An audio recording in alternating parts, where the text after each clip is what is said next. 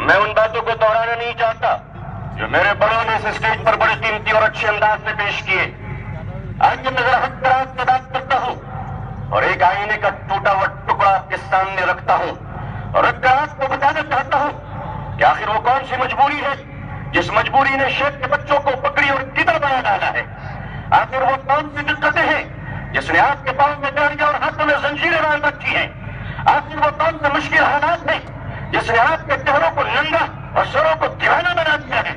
آپ مانتے کیوں نہیں ہے دنیا کے اوپر نگاہیں اٹھانا اور دوسروں کی قدم کے اوپر انگلی اٹھانا یہ دنیا کا سب سے آسان کام ہے. مسلمانوں تم یہ مانتے کیوں نہیں ہو کہ اگر 70% پروپیگنڈا ہے تو 30% ہمارے بھی جرم ہے دنیا میں. وہ جرم کون سے ہے جو ہم نے کیا ہے. ہم اپنے جرموں سے منہ نہیں موڑ سکتے. ہم وہ شکر نہیں ہے جو بیچ میں اپنے چہروں کو چھپا کر کے سمجھے کہ دنیا ہمیں نہیں دیکھ رہی ہے. لوگوں سب سے زیادہ اگر دنیا کسی کو دیکھ رہی ہے تو محمد رسول اللہ کی اس امت کو دیکھ رہی ہے صلی اللہ علیہ وسلم. آپ کے کردار کا اثر پڑا ہے دنیا کے عروج و زوال پر. آپ کیوں بھول گئے کہ آپ کے کردار نے اس دنیا کے اندر حکومتیں بدلی ہے. وہ آپ تھے جنہیں دنیا سلام کیا کرتی تھی. وہ آج آپ ہیں جنہیں دنیا نفرت کی نظروں سے دیکھتی ہے. آخر کیا وجہ ہے؟ ساری غلطیاں دوسروں کی, ساری غلطیاں میڈیا کی, سارے پروپیگنڈا دنیا کے. مجھے انکار نہیں ہے مگر آپ کو ماننا پڑے گا کہ وہ خطرناک جرائم ہمارے ہیں. میں سے ہندوستان میں رہنے والا ہوں اور پکا اور سیمنٹڈ انڈین ہوں اور بھارت کے جس ماحول میں پرورش پایا ہے وہ ہندو اور مسلمان کے گنگا جمنی تہذیب کا ایک پلا ہوا انسان ہوں. اور یقین مانیے ہم جس صوبے و دیہات اور جس ادارے کی روٹی کھا کر ہم یہاں تک پہنچے وہ جامع رحمانی, وہ خانقاہ رحمانی مغیر جس کی گنگا جمنی کی تہذیب یہ بتاتی ہے کہ جہاں اگر ایک لائن میں مسلمان کھڑے ہیں تو دوسرے لائن میں ہندو بھائی بھی پانی کی بوتلیں لے کر اپنے بیماروں کی شفا یابی کے دعاؤں کے محتاج بن کر کھڑے ہوئے ہیں.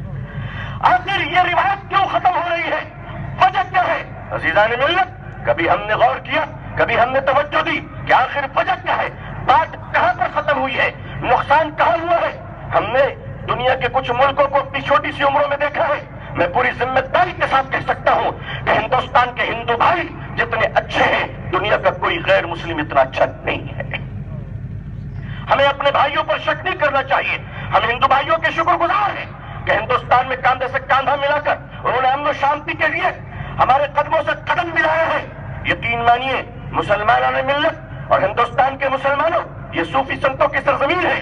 خاتم الدین چشتی سے لے کر حضرت نظام الدین اولیاء تک اگر ہندوستان کے سارے بزرگوں کو دیکھ لیجیے تو ان بزرگوں نے محبت کے وہ شربت پلائے ہیں جسے پی کر اگر مسلمان جھوما ہے تو ہندو بھائیوں نے بھی شکریہ ادا کیا ہے. مگر آج ہم نے وہ دعوت دین کا فریضہ ختم کر دیا. ہم بھلا بیٹھے ہماری ذمہ داریاں کیا ہے. میں ہندوستان کو جانتا ہوں, کلکتے کے فٹ پاتھ سے لے کر بمبئی تک اور بمبئی کے فٹ پاتھ سے لے کر بنگلور اور لکھنؤ اور ہندوستان کے بنگلور, ان تمام فٹ پاتھ پہ آپ چلے جائیں. میری قوم کے بزرگوں اور قوم کے مالداروں, میں آپ کو بیدار اور دیوانگی کے ساتھ ایک آئینہ دکھانا چاہتا ہوں کہ حالات کیوں ہیں. مجھے آپ سے شکایت ہے اور ایک بار نہیں 100 بار شکایت ہوگی. میں آپ کا چھوٹا ہوں, اگر میں آپ سے بھی نہ کہوں تو آپ بتائیے میں کس سے جا کر کہوں. میں ان فٹ پاتھوں پہ دیکھا ہے جہاں مسلمانوں کی ہزاروں لڑکیاں, ہزاروں بیٹیاں جوانی کی دہلیز میں پہنچ چکی ہیں. غریبی اتنی ہے کہ گھر پہ نہیں رہ سکتی ہے. مسلمانوں کی بیٹیاں غربت کی وجہ سے فٹ پاتھ کی زندگی گزار رہی ہیں. جوان ہو گئی ہیں مگر تن ڈھکنے کو کپڑے نہیں ہیں, کھانے کو 2 وقت کی روٹیاں نہیں ہیں. وہ جوانی کی دہلیز میں پھٹے پرانے کپڑوں میں سڑکوں پہ بھیک مانگتی ہے. اگر قوم کی ہزاروں بیٹیاں جوانی میں سڑکوں پہ بھیک مانگتی ہو اور اسی قوم کے چودھری اور مالدار اپنی بیٹی کی شادی میں لاکھوں روپے کے پٹاخے پھوڑتے ہو تو مجھے نفرت ہے مسلمانوں تمہارے مالداروں سے. مجھے نفرت ہے تمہارے جاگیرداروں سے.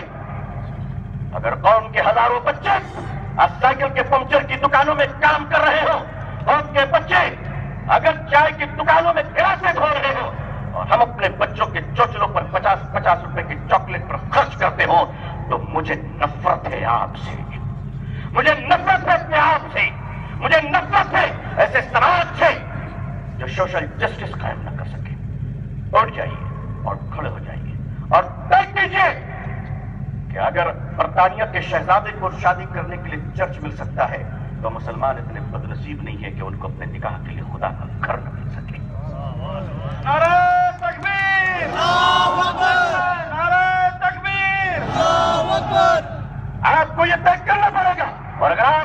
نہیں کیا تو مان لیجیے ایسے ہزاروں جلسے بھی آپ کی تقدیر نہیں بدل سکتے. 70 سالوں سے جلسے ہوئے ہیں اور ہوتے رہیں گے، مگر آپ کو کھڑا ہونا پڑے گا. آپ کو پلاننگ کرنی پڑے گی کہ آپ کرنا کیا چاہتے ہیں. یہ گرمی کا زمانہ ہے. ہم نے مارواڑی بھائیوں کو دیکھا ہے کہ وہ شیتل پہ جل کی سبیلیں لگاتے ہیں اور میٹھے پانی پلاتے ہیں. تقریر ہم کریں، پیاسوں کو پانی وہ پلائیں. تقریر ہم کریں، سردیوں میں کمبل وہ بانٹیں. تقریر ہم کریں، بھوکوں کو کھانا وہ کھلائیں. تو خدا کی رحمت ان کو ملے گی، ہم کو مجلس کی بھیڑیں ملا کریں گے. نعرہ تکبیر! نعرہ تکبیر! لہذا میں آپ کو جھجھوڑنا چاہتا ہوں کہ آئیے اور انسانی خدمت کا وہ فریضہ انجام دیجیے جس کے بغیر عبادتیں بھی معتبر نہیں ہو سکتی. آپ کو اپنے پیسوں کو خرچ کرنا پڑے گا. آپ اپنے پیسوں کے مالک نہیں ہیں، آپ اس کے چوکیدار ہیں. آپ اپنے پیسوں کے مالک نہیں ہیں، اس سے پوسٹ مین ہیں. آئیے اور انسانوں کی خدمت کے لیے اور فلاح کے لیے اپنے مالوں کو خرچ کیجیے، اپنی جانوں کو لگائیے اور اس بات کو بتا دیجیے کہ ہم جتنے اچھے مسلمان ہیں الحمدللہ اتنے ہی اچھے ہندوستانی بھی ہیں. میں اس ملک کی حکومت کو ایک بار نہیں کئی بار کہہ چکا ہوں کہ بھارت کی ایکتا اور اکھنڈتا اور اس کی ایکتا اور اس کی سلامتی کے لیے اگر کل مسلم علماء نے پھانسی کے تختے کو سلام کیا تھا تو آج اگر ہندوستان کو کسی دشمن ملک کی بری نظر لگ جائے اور سرحدوں پہ لڑنے والے فوجوں کو ہماری ضرورت پڑ جائے تو ہمیں آواز دیجیے گا. میں قسم کھا کر کہتا ہوں ہم مدرسوں سے اپنے بچوں کو کفن پہنا کر ہندوستان کی حفاظت کے لیے آ جائیں گے.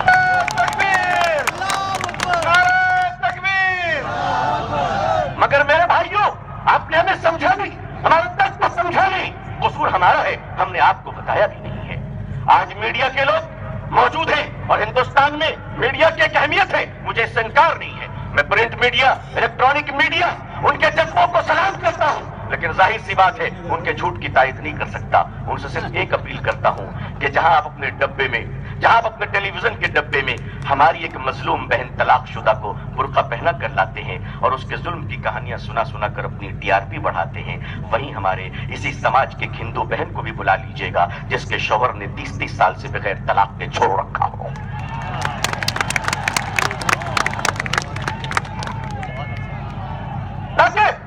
بھارت ایک سماج ہے، ہندوستان ہے، حکومت آج ہے کل نہیں رہے گی. ہندوستان ہے اور کل بھی رہے گا انشاءاللہ. عزیزان ملت، مسلمانوں آئیے، اس دیش میں ہم رہتے ہیں، اس دیش کے لیے، اپنے لیے، اپنے پڑوسیوں کے لیے ہم کچھ کر جائیں. ہم اس نبی رحمت صلی اللہ علیہ وسلم کی بہترین امت ہیں جس آقا صلی اللہ علیہ وسلم کے سامنے جنگ کے میدان سے دشمن کی بیٹی گرفتار ہو کے آتی ہے. حضرت بلال فرماتے ہیں یا رسول اللہ صلی اللہ علیہ وسلم یہ دشمن کی بیٹی ہے، اس کے ساتھ کیا کرنا چاہیے؟